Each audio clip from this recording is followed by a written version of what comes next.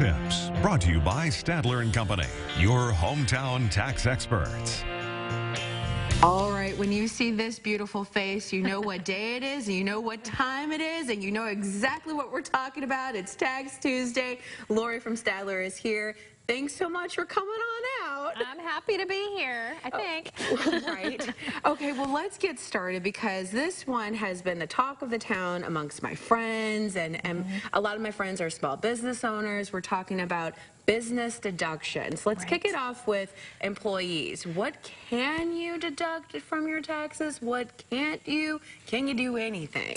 So if you are an employee and you had unreimbursed expenses, according to the Tax Cuts and Jobs Act, you can no longer take any of those expenses. Such as, let's give examples. So for instance, a lot of times truck drivers would have a lot of mileage that would not be reimbursed by their employer.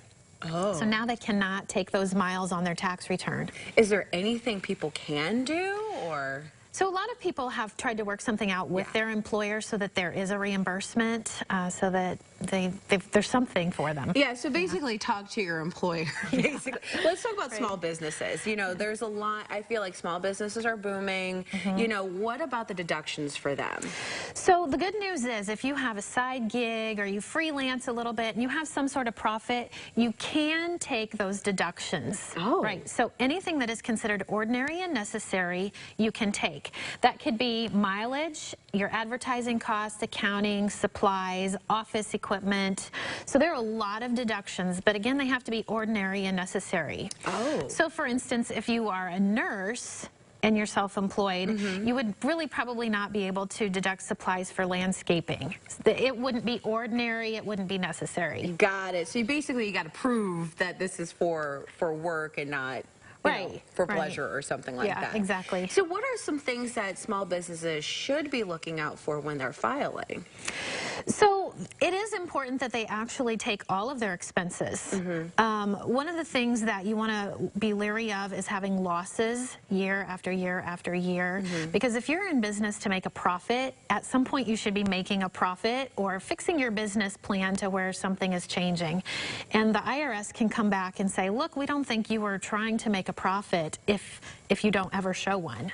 So. What about if a small business is, let's say, they're just now starting? Is there anything that they should make sure that they're bringing to you guys, or make sure, or let's just say a small business, someone just thinks of it right now. What are some of the key things that they should be thinking about during this tax season? So the very first thing I would say if somebody's thinking about or just starting a small business is what type of entity should they be? Because you have lots of choices. You can be a C corporation, an S corporation. A lot of people do an LLC and then make that S corporation election. The tax implications are very different if you're a sole proprietor as compared to having an S corp. Very different. So I would say get some advice. Talk about with your tax advisor what those tax implications could be. Well, I'm glad that we're having this conversation because people don't think about that. It's the after effect. You know, you have this awesome idea. You go, okay, I'm going to make money and I'm going to change the world. And then at the end, where you're like, oh my gosh, I have the taxes. I got to do this. And so I'm glad that you're bringing all of this up. Now, the next item on our screen will be the Tax Cuts and Job Act. What exactly is this, and just help us understand it. So the one big thing that I wanted to point out from this act this time is that there's a deduction that is fantastic for a qualified small business, and it is the Section 199A. In that allows 20% of that profit of a business to be a deduction and not taxable for income tax. Now, if you're paying self-employment tax, it would still be subject to that, but it's not going to be part of your taxed income. Oh, really? Yeah.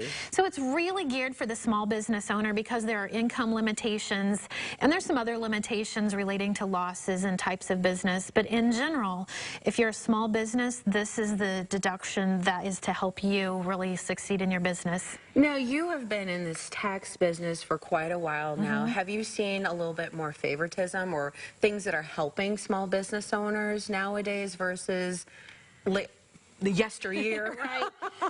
Well, I would say one thing is there's so much more knowledge out there, and on occasion we see things like this Section 199A that is definitely geared to helping that small business owner succeed.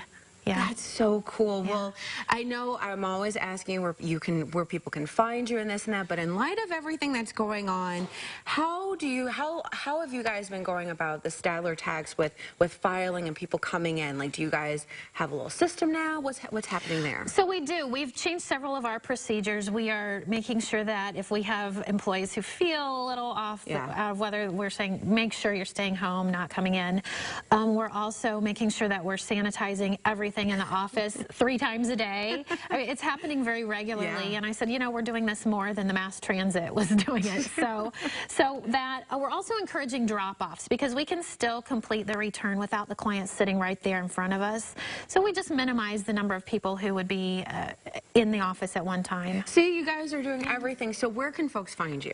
So they can find us at StadlerTax.com, of course, on the web, and then our Facebook page, Stadler & Company Tax and Accounting, which is a fantastic place. And you can always give us a call, 812-478-2800, or if there's a better office for you, take a look at the website. All of our offices are listed on there. Beautiful, and your offices are listed right there. And like you said before, check out the website. And I just want to say your Facebook, you guys have been so active keeping people up to date on other things that we may not even get to tackle because, I mean, we're on television, so we only have so much time, which I just think is wonderful. And you really are educating the masses here, and not just everyone at home, but myself and everybody here at the station. So, Lori, thank you so much for spending time with me. And I really think I might go into business. And when I do, I'm going to call you. So everything will be all right. Sounds good. All right. Guys, stick with us. We have plenty more to come on Good Day Live and a great Friday freebie up for grabs. So find out how you can win it after this break.